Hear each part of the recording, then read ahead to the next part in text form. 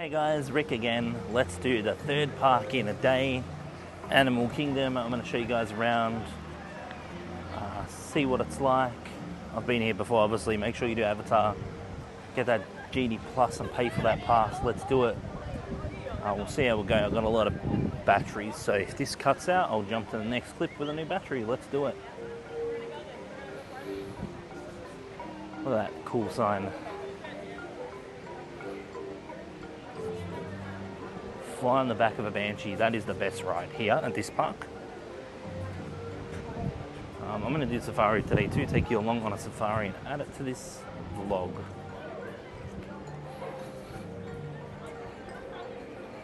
Let's do this.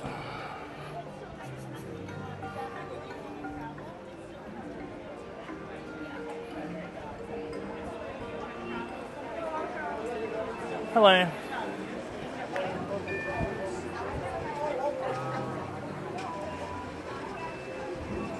Thank you. This is one of the prettiest parks. Lots of shade here, so there'll be a lot less noise. Let's go for a walk around, eh?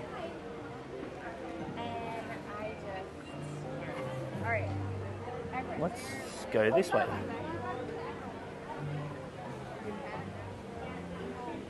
I'm going to walk you guys around this park like I have Hollywood Studios and Epcot today. These will be all uploaded as separate vlogs, so you don't have to sit there and watch an hour worth of footage. I'm excited that I have the opportunity to show you guys around this park. 2 Avatar rides here are the standout. I forgot what else is here. I think Safari and a couple other things. There's Dino Land. Rainforest Cafes over here.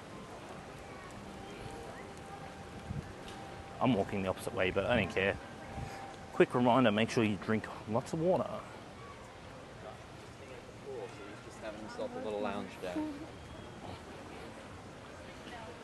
I'm going to try and smash Magic Kingdom today for you guys as well. I'm putting some ride videos that Will and I got given to us through the Genie Plus app. I know, and even after you were... Did we walk on this side of the I'm totally walking up the wrong way, but you know, YOLO. Now, I can't describe to you the feeling of seeing Avatar first.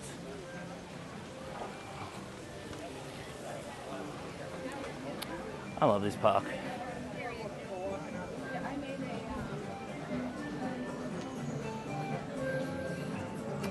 Oh, the Everest ride roller coaster is here. I totally forgot.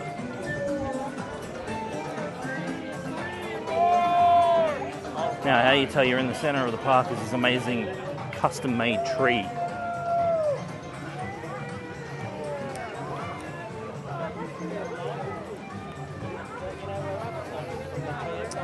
Sorry if I'm not chatting as much. I'm a bit tired because I've been smashing the parks today for you guys.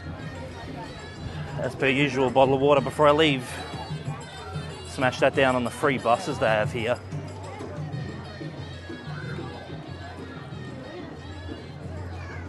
You know, I'm surprised I didn't put Jungle Cruise here because it kind of goes with the theme.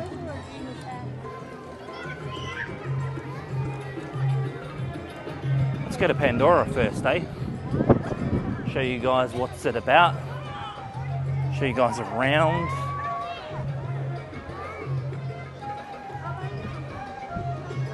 I can't describe to you how vast and how big that tree is. So if you get a Magic Band like I have, these things, the 50th anniversary things, buzz when you walk past them. Man, if I could, actually probably should have brought the fast pass system today. Going on this Everest ride, but I might do it again in a couple of days. We'll see how I feel. Maybe tomorrow.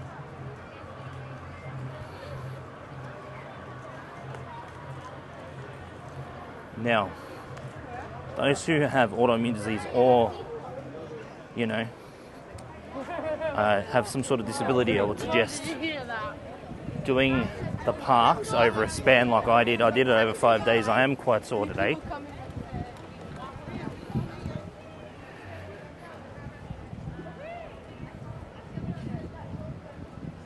Oh yeah, look, don't know if you guys can see that. Both Avatar's rides are an hour wait. Oh, and the River Rapids ride is here too. That's pretty good. Will and I did this on our first day, which was Tuesday together. We both landed quite early. I landed at like 6 a.m. He landed at like 7:30. When we got back to the hotel quite early, I was exhausted.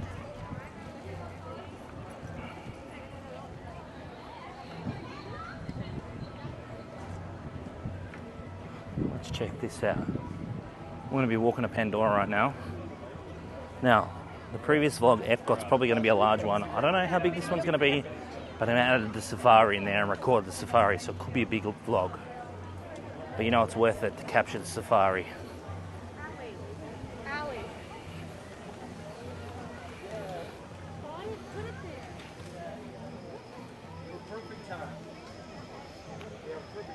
I love the amount of shade that's here, so it might be tripping out the camera. I do apologise.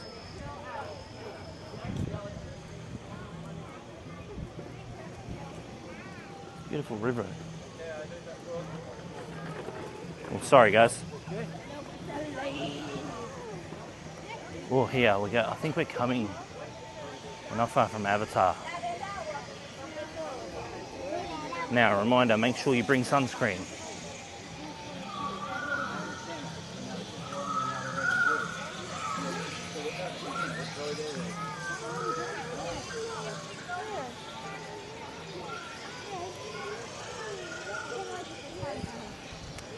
I love walking around this park, it's pretty cool. As you can see, the parks are quite busy today, but the bus systems work effectively. So every park's about a 20-minute bus ride. After this, I'll be going to Magic Kingdom. And then I think tomorrow I'm going to do Downtown Disney for you guys.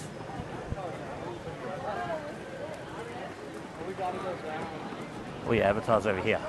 Down here to the right. I don't know if you guys can see that massive structure. But we got to ride the Banshee flight, I think it's called, Flight of the Banshee. We got to ride that twice.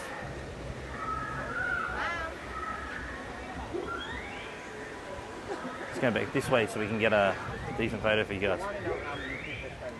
Photo, I meant video. See that? One thing you notice, sometimes I say the wrong thing, wrong words. It's because when I had the stroke, I'm finally getting better though. But in saying that, today has been a big day of walking around and vlogging for you guys.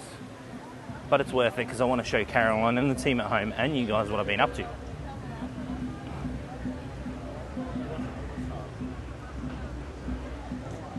It's hard to describe the vastness of this place and how massive that structure is.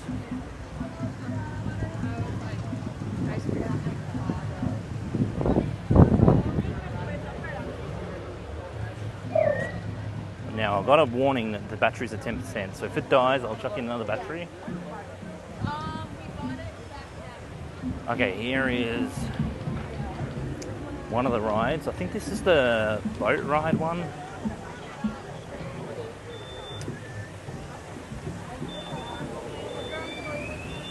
That's the line there, 60-minute wait. Beautiful waterfall they installed.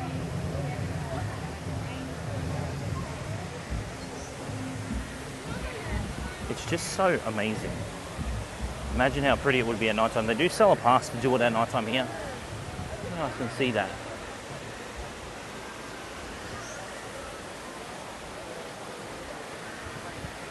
It is windy too, guys, so I do apologise about the noise in the background and the white noises from all the waterfalls they've installed here.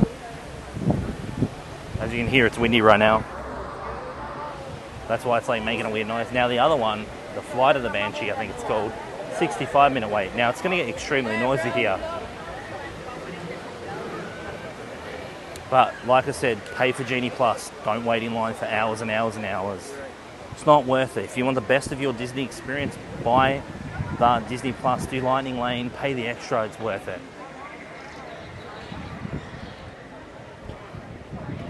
And I do believe the price fluctuates when you're playing Lightning Lane. Look at this cool mech.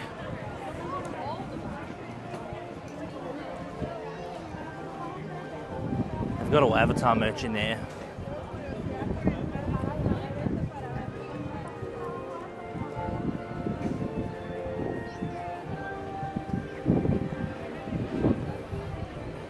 I'm gonna head my way out of Avatar, and if the battery dies, I'll do some fancy editing.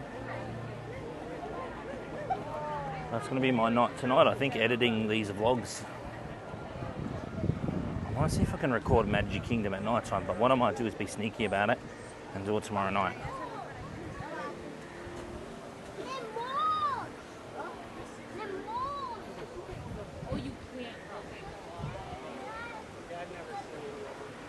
Alright, let's go to Africa.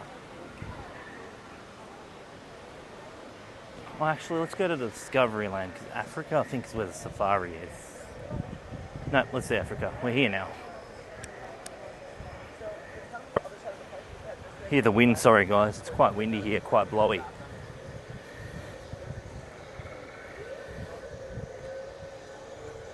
Well, there is lots of shade, so Caroline would love it.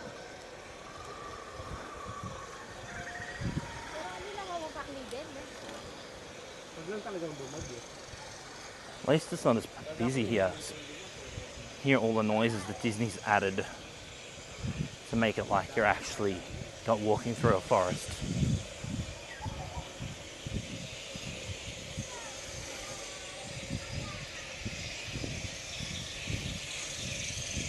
Here, it's amazing.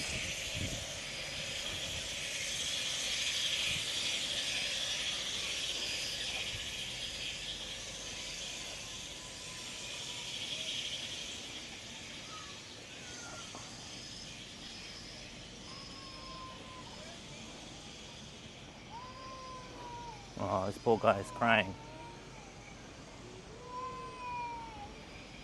I'm just gonna stop here, guys. Oh, actually, I'm gonna stop here, swap the battery over, and you'll see it pop maybe at the safaris or a bit earlier. Alright guys, so I'm in the Africa area. There's a Lion King show here.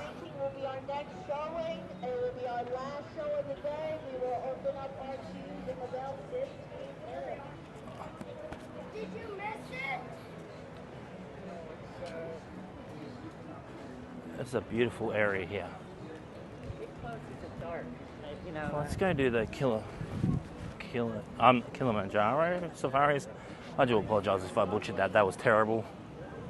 Look, $34.99 for ears.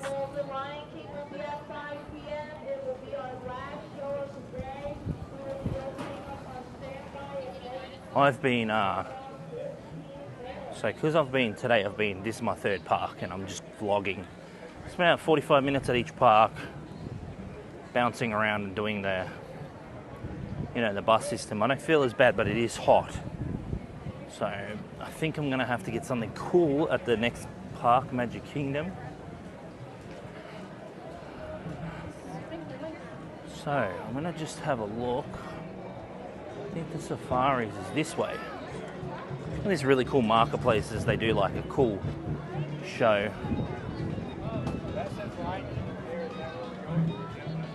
I think the safari is this way. I think that's going to be the most crucial and important part of this show, is adding safari. Oh, they did all wear pineapple floats here. 5-minute wait, let's do this. Twin Damies, let's go. Jumbo everyone, my name is Kyla and I'm going to be your safari guide today at the Harambe Wildlife Reserve. Now, a few safety reminders as you're waiting to head on out there. Please do remain seated at all times with your hands, arms, feet, and legs inside of the truck. For traveling with any little ones today, they are more than welcome to sit on your lap if you want them to. But they do need to be sitting on the same person's lap for the entire safari, so please no lifting them up or passing them around from person to person. Also, feel free to take as many photos or videos as you want to while we're out there today. For the bus photos, I do recommend having those cameras in some sort of sport or action mode, because we can't stop for every animal we're going to see out there today. Alright, looks like we're all good to head on into the Harambe Wildlife Reserve, and Harambe is actually Swahili for come together. So we hope that during your time here today, you can come together with these animals to learn a little bit more about their ecosystems and ways you can actually help protect their environments. Our first destination today is the Little Ituri Forest, where animals will primarily rely on camouflage to protect themselves.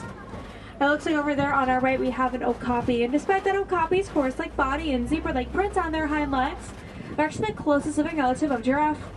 Both okapi and giraffe have a prehensile tongue. Prehensile means finger-like, so for the okapi, their tongue acts kind of like our finger, primarily helps them grab any needed vegetation off of trees. But an okapi's tongue is quite long as well. They can actually lick their own eye if they really wanted to, and they do sometimes to clean it out, kind of like how we rub our eye when we wake up in the morning. Alright, now over here on our right, behind that little bamboo stack there, we have a saddle-built stork. It's going to get its name from that yellow saddle-like print on her belt. And the saddle-built storks can have a wingspan of up to 9 feet, and for reference, if you get the canopy above your head there, it is going to be about 9 feet in width. And these birds don't have any vocal cords either, so instead, to communicate with one another, they like to rattle their bills at each other. We'll keep moving throughout the forest now here and see if we find anyone else roaming around. Like I said, the animals we find here do primarily rely on camouflage to protect themselves, so keep a close watch on any bushes, trees, and shrubbery. So we're never quite sure who we're going to find hiding out behind it. Also, our friends here tend to be a little more beige and gray in color to help them easily blend in with their surroundings. Like the greater kudu we have hanging out over here on our left. They're going to be the more lightly colored antelopes standing up there. We also have these orangey antelopes standing up there as well. Those are bongos. Now, bongos are nicknamed the ghosts of the forest because these animals are so good at camouflage that they're actually rarely ever seen. Alright, now we're going to start heading on out of the forest here and over to the Safi River. Safi River is home to some more aquatic animals here on the reserve, one of the most notable being the Nile hippopotamus. Hippos are among the largest and most dangerous animals that we can find out here in Africa. However, they like to spend a lot of their time in or under the water, and they can actually even hold their breath and stay underwater for up to 8 minutes at a time. So keep a close watch on the rivers as we head down here, because any bubbles at the surface could mean there's a hippo down below. However, y'all must be a lucky group, as there's a hippo up on their riverbank right now on that little island there. Now, this is quite a rare sight to see during the day, as hippos are nocturnal animals who spend the majority of their day in the river. You only really leave at night, and that's just to go find food. And as we can see here, they don't really stray too far from the river. They're actually just big herbivores or vegetarians and eat any nearby grass they can find. Now, a little bit of a gross fact about hippos. If you notice that they have a little bit more of a reddish or pinkish tint to them at times, they actually sweat blood, so any of those red spots there are just their sweat. We got another river coming up here on our left, so we'll go see if we can find any more hippos. Looks like we have one running around the river somewhere here. And I say running because although hippos can swim, they actually much prefer to run around the river's floor instead. And we could also have a few more hippos in this river here sleeping. Like I said a bit earlier, hippos are nocturnal animals, and they actually sleep underwater. And they naturally know when to pop up the surface and grab a breath of air. This is why their ears, eyes, nose are all kind of at the top of their heads. This way they barely have to breach the surface and grab the air that they need. Now, hippos are also very, very important to their ecosystems as well. They're what we call a keystone species. A keystone species is any animal that's so critical that its environment and everyone else lives there wouldn't be able to survive without them. So by conserving keystone species like the hippos, we can help to ensure the protection of other animals as well. Now on our left here, these are Nile crocodile, and they're all fully grown Nile crocodile. They're about 16 to 18 feet long, and it means that they're actually as long as a giraffe is tall.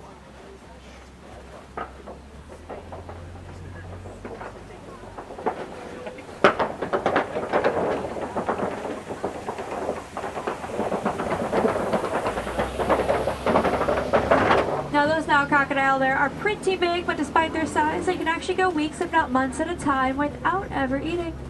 However, when they do eat, they actually tend to eat about half of their body weight in a single feeding. And they're not very picky eaters. They're what we call opportunistic hunters, and it means that they're going to take an easy meal over a good meal. So unlike their prey, they have to go hunt and work for to capture, they're much more likely to eat anything they find just lying around like our trash. This is why it's really important that we don't litter, otherwise it might end up in these animals' homes and they can mistake it for food. Alright, now we're heading towards the western savanna here, which is going to be home to some of Africa's most iconic animals. This baobab tree I see coming up on our right here is going to be one of the first indications that we're entering the savanna ecosystem. Now this baobab tree is nicknamed the Tree of Life, and it gets that nickname from its ability to store thousands of gallons of water inside of its trunk. And it might look kind of familiar as well. That tree is actually going to be what Animal Kingdom's park icon is modeled after.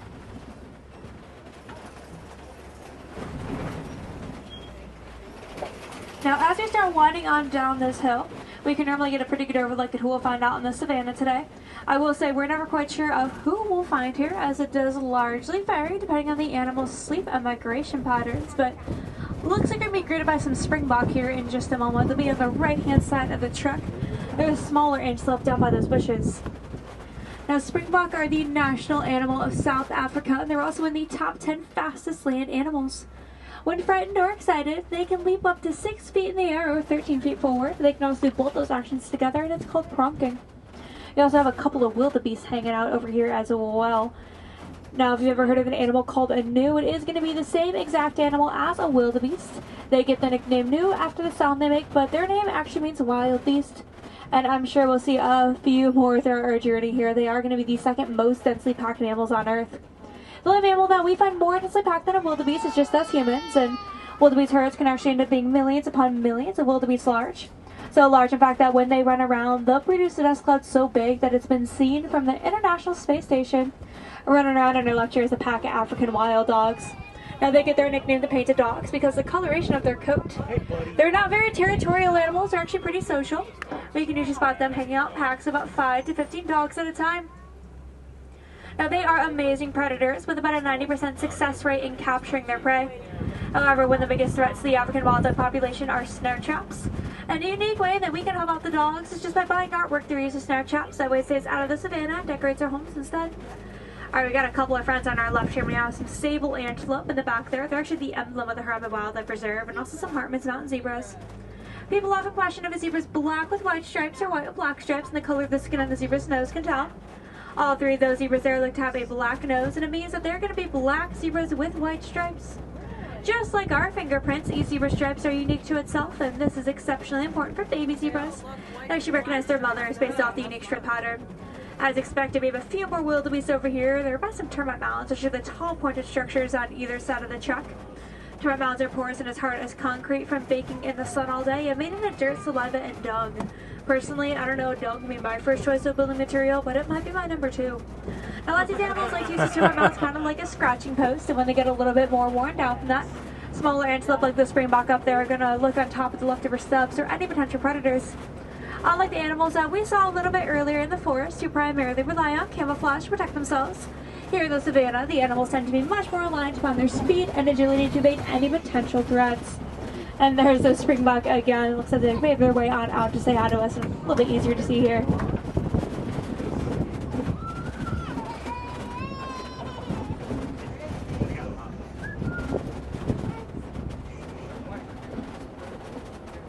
I'll keep moving along here. Looks like we're coming up on some termite mounds that are a little bit more worn down. Something that you might see one of the springbok perching on top of.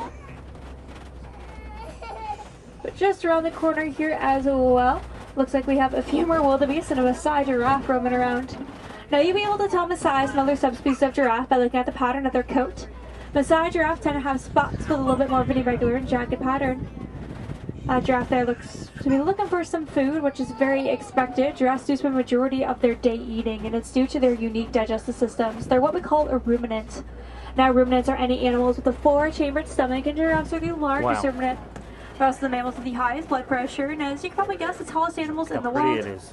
Fully grown giraffe are chance of 18 to 20 feet tall, and they're actually as tall as 6 foot from the moment that they're born. Because the group of giraffe get the name of a tower, but we like to call a group of frightened giraffe a Tower of Terror. Now, when giraffes eat, they're going to use that prehensile tongue they share with the okapi to grab their food, and giraffes spend so much time eating, they need to protect their tongue from the sun. So as that purplish bluish color you might be able to see on some of the giraffes here, it's going to help stop it from getting sunburned. We're going to keep moving along here, and as we do so, we're going to head on over to our left, just because there's a lot of trees knocked down this way, and it can be a good indication that there might be some elephants nearby. Elephants tend to act kind of like the bulldozers of the savannah, knocking down trees in their paths so they can more easily eat the bark and leaves off of it. Just like those hippos, elephants are as big herbivores and want to look for all the nutrients that they can find. So it definitely looks like an elephant has wandered through this way, and we'll see if we can have any luck in finding them. I do see a friend on our left here, though. It's going to be a mandrill. They're the largest monkeys in the world. Tucked behind that bush there. The mandrills are most known for the bright colors on their faces. That pink and blue color gets brighter and brighter as they get more excited or even more frustrated. People often confuse mandrills and baboons, and we actually didn't know the difference between the two until the late 90s. When Disney's The Lion King was being made, we all thought Rafiki was a baboon, and we actually didn't know until after the movie's release that Rafiki's a mandrill. Alright, let's see here. I don't see any elephants yet. There could be another animal nearby that scared them off. Elephants are actually very, very afraid of bees. They don't like the vibrations that the bee's buzzing gives off. It freaks them out. They'll actually go as far as to warn other nearby elephants to stay away from an area that has bees in it, and they'll all remember to stay away from that place for up to 15 years. Now, this information actually became incredibly useful in research regarding elephant conservation. Elephants are unfortunately suffering from habitat loss, pushing them closer and closer to human civilization and causing lots of issues for farmers. Farmers are finding that elephants are either eating their crops or trampling over their crops, and they wanted a way to start safely deterring the elephants. So they put some beehives on their farms, and it scared the elephants away. It was a great solution as well because it provided a new habitat for bees who also suffer from habitat loss. As a little bit of an added bonus, farmers got some new pollinators for their crops, so it was sort of a win-win-win for everyone that was involved. Now we're passing by some red clay pits here, and as long as no bees nearby scaring them off, it could be another good sign that we're going to find some elephants today. There's actually even some test mark indentations here on the right of where elephants must have been digging through the clay just a little bit earlier on. The elephants like to eat red clay because the minerals in it are going to supplement their diet, very similar to the same way that we would take a multivitamin.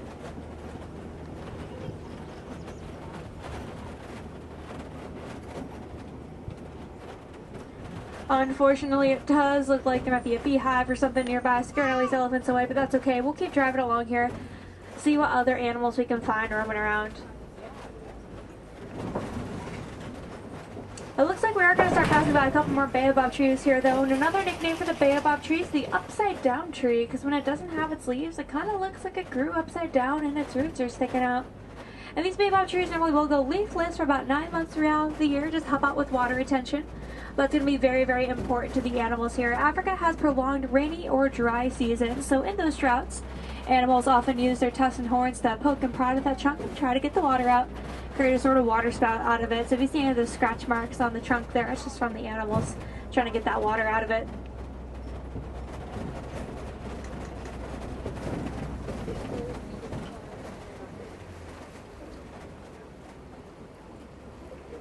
Looks like we did find some more friends though. Just around the corner from these baobab trees is the whole flamboyance of flamingos.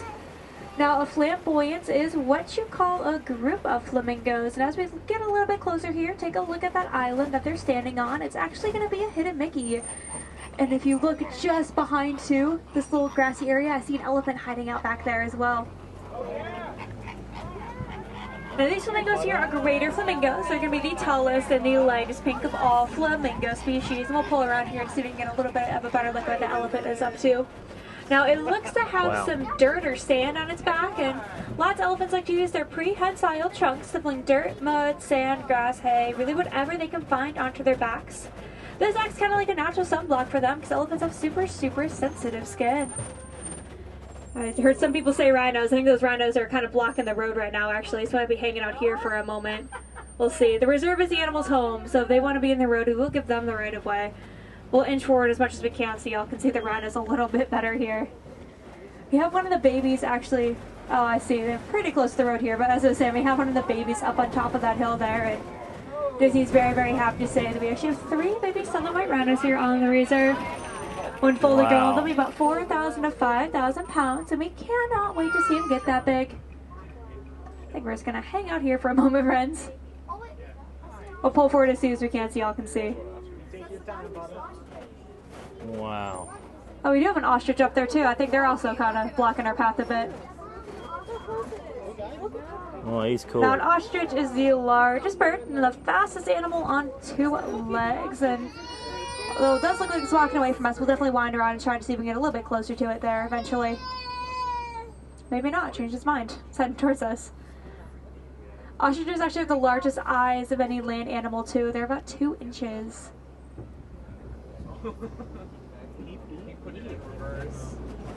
But these baby white rhinos are so exciting because the beautiful creatures are unfortunately often poached for their horns.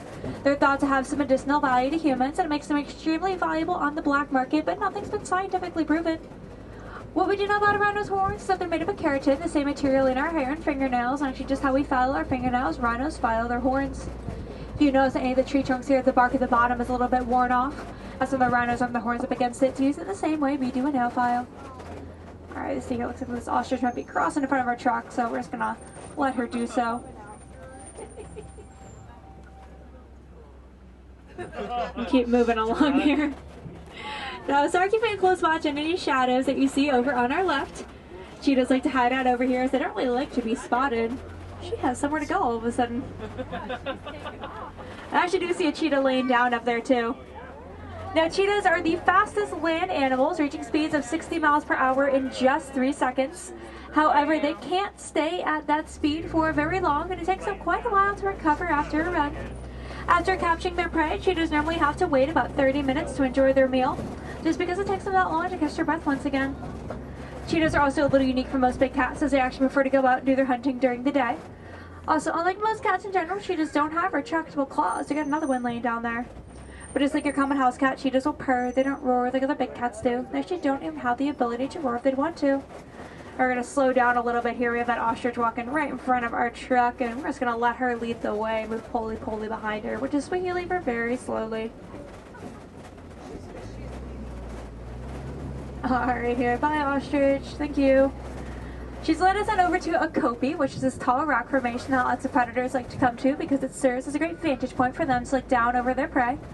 And sometimes if we're lucky, we do see some big cats like lions over here. However, the lion does not sleep tonight. They're nocturnal animals. They sleep about 16 to 20 hours during the day. So they could be hiding away right now, trying to get some sleep, but we'll continue to pull around the kopie just to see if we can find anyone. The reason lions are nocturnal animals is because their vision is 6 times better at night. So females prefer to go out and hunt then, whereas males tend to stay back to look over the kopie and any cubs that may be there. So they really do need all the rest that they can get during the day to be better prepared for those activities come nightfall.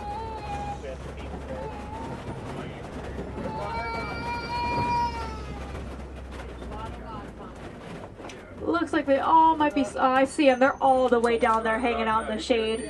It is the middle of the night for them after all, so we're just going to let them rest and pull around the kopie here.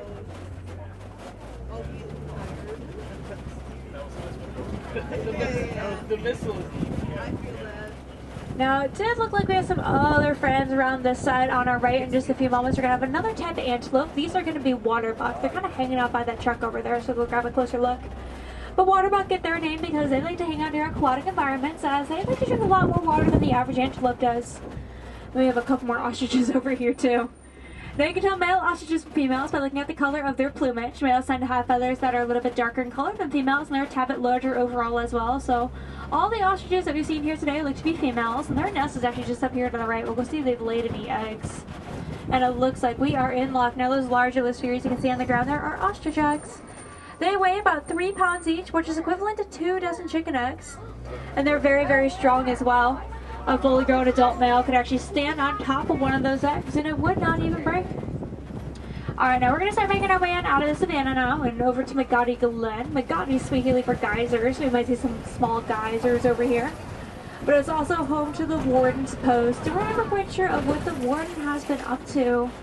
Let's see here though, it does look like they might have let some of their pets out to come say hi to us.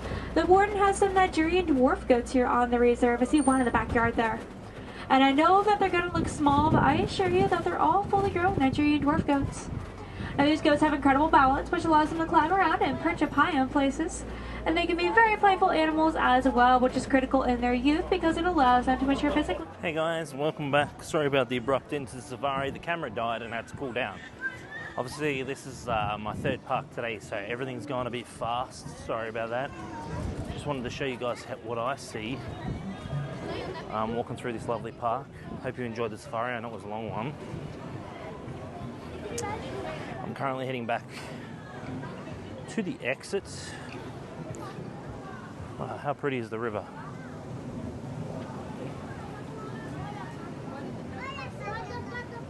As I said, I just wanted to highlight what I enjoyed about this park. Oh, there's a duck there, look. Watch out, buddy. Yeah, so I'm heading off now. I'm going to go to Magic Kingdom. Just walking back to the exit. It's been quite a successful day of vlogging, I think. Hopefully the footage turns out well. Put that safari footage in there for you guys so you guys can enjoy what I look at. It is currently just past 5 PM here, so I'm going to do Magic Kingdom. I'll see if I can catch some night footage this week. Upload a night footage vlog of Magic Kingdom. I'm going to go grab some dinner over there because Pico Bill is my favourite favourite place to eat there. I'm just going to head out this way.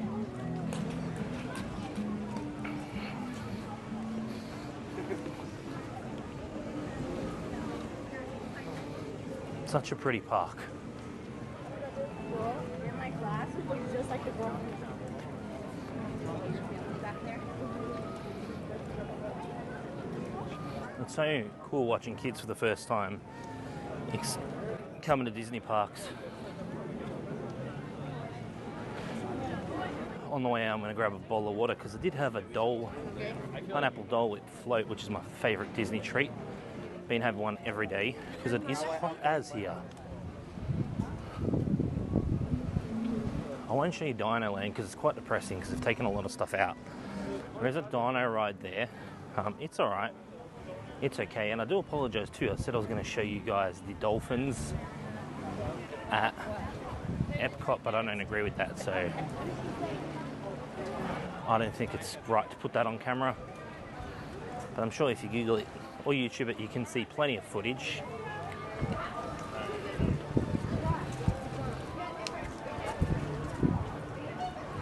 I think we're near the exit.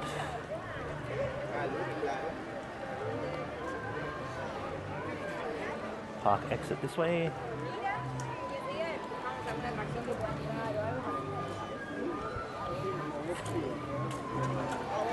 I love the theming they do here. Love to bring Caroline back one day. Oh, here we go. Let's get our wriggle on, eh?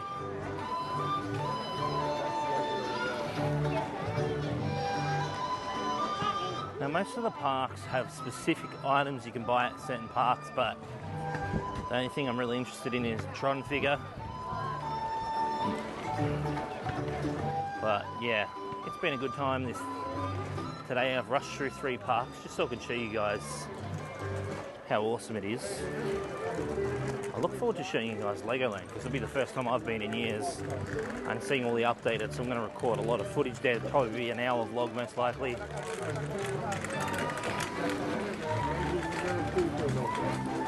How tired you guys are. But yeah, it is totally doable if you just want to rush through the parks one day. But like I said before, in the past 4 to 5 days is ideal. You can view everything.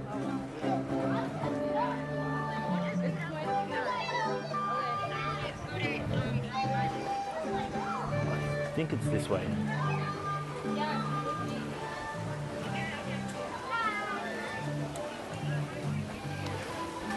Alright guys, I'm about to head out. You'll notice these 3 to 4 vlogs I'm wearing the same Jurassic Park shirt because it is the same day. I do wash my clothes, I just wanted you to know that I'm not being grubby and dirty. Again, thank you for watching, listening, and subscribing. We appreciate you guys watching and listening to our podcasts, supporting our online store, visiting our amazing stuff on the weekends in store. I will be back soon, but for now, I look forward to seeing you guys at Magic Kingdom.